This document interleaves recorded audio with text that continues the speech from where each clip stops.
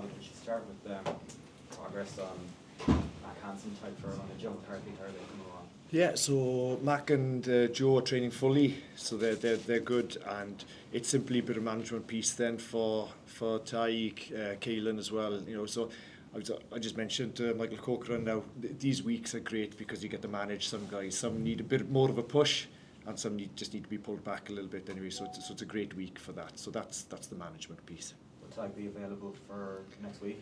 I think we'll have to make a call during the week anyway. He's still got a bit of work to do, but yeah, we'd be anticipating if he's not there, he's close anyway. And the rest of the squad came through the week okay? Yeah, all good. Thank you. Hi Alex, you mentioned Caelan there. Is that a particular knock or general? No, it's just general. You know, they've been two pretty attritional test matches, haven't they? So, and the way Caelan plays, it's typical that you're going to pick up little bangs and bruises anyway. So it's just that really. One thing that's been spoken about a lot in this Six Nations is like the age profile of this squad, how it's an older and experienced squad. From an S&C point of view, like, do you look at the numbers these guys are still putting up and would have kind of no concerns about, 2-3 years down the line? No.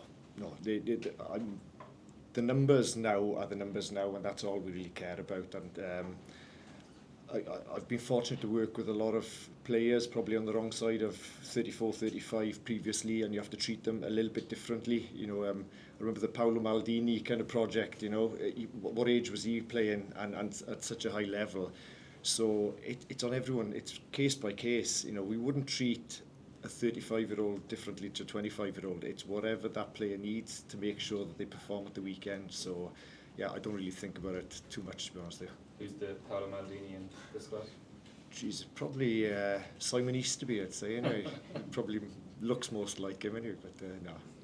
And then just on one player specifically, Andrew Porter. Like, he's someone for the last couple of years we've seen regularly hitting 70 plus minutes week in, week out. Yeah. As an S&C specialist, can you kind of put that into perspective for us as to, because he's almost like a unicorn in this day and age for a prop consistently putting up those minutes? Yeah, he's phenomenal. I'm yet to find a gap where we need to address in terms of his performance. And the critical thing about Andrew as well is it's not that he's just on the field for 70 minutes. He's charging down box kicks and chasing the ball. He's doing everything. It's not just being on the pitch and taking part. He's literally outperforming players. So he is a unicorn is a great way of describing it, isn't it? Like, there's not too many Andrew Porters around, so he's pretty special. And that's before you even get into what he does in the gym, how diligent he is with his nutrition and everything like that. He's phenomenally special, and I hope I can take all the credit for his performances now as well. I've been here a long time now, haven't I? So I think I've turned him around. Cheers.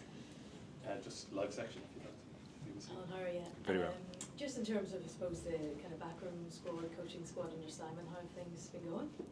Very well. I've known Simon a long time now, so when I started the Scarlet, Simon was captain then, and he's still exactly the same way. He's so diligent, but he's just a great human, very, very considerate, and he's taken the role extremely seriously, and it's the measure of the man that I think everyone has probably done a little extra now to make sure that things remain on course or remain as they have been. But he's really brought his own flavour into things as well. So it's been great to see, and it's been great to work with him.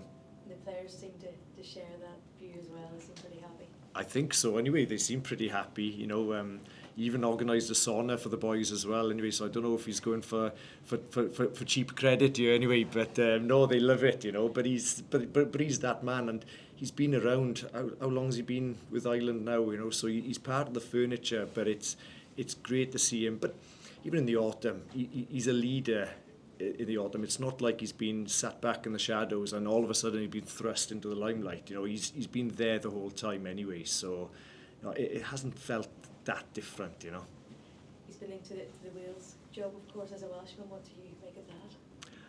Well, he's that good a coach, isn't he? That there's always going to be speculation in professional sport, and I think that's just human nature. You know, there's been a change now with Wales, so, and the fact that he lives there, he's always going to be linked, isn't he? And that's the quality of the man. But credit to him and credit to the group. You know, nothing's been said about it, and we just carry on and we're preparing for Wales as we would normally. You know. Would you like to see it? Would I like to See it? see what? See him in Wales? Definitely not. No. I'm very Irish, despite my accent. I'm fully Irish. You know. Just looking ahead to the game, obviously you've got a bit of a breather, but how do you see the game away in Wales? It's going to be an immense challenge. You know. Selfishly, as a Welshman, I always look forward to going back to the Principality because it's special. It's one of those. It's one of the standout stadiums in the world, isn't it? Particularly when the roof is closed, and because it's their first game as well. It's their first game at home, so you know it's going to be packed. I'm excited because with the changes, we don't really know what's going to come, so we know we have to prepare incredibly well to go there and do what we need to do. So yeah, very excited, and you can see there's a buzz amongst the group already before we even get into Monday, you know. So it's good.